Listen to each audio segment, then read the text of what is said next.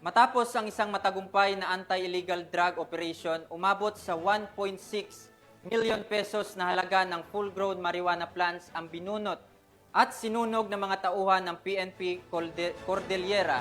Ang buong detalye ng report ay mula kay Patrolwoman Ronalyn Layaw.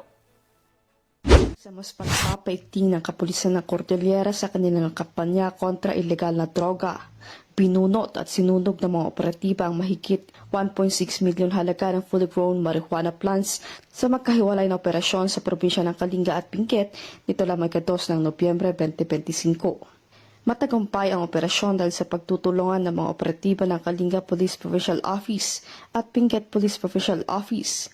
Katuwang ang ibang unit ng pamahalaan na may layuning wakasan ang mga ilegal na droga.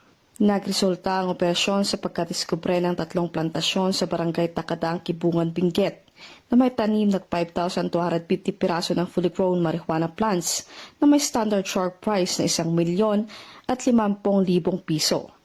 Samantala, nadiskubre din ang isang plantasyon sa barangay Butbut Property Lion, Kalinga na may tanim na 3,000 piraso ng fully grown marijuana plants na may standard shark price na 600,000 pesos.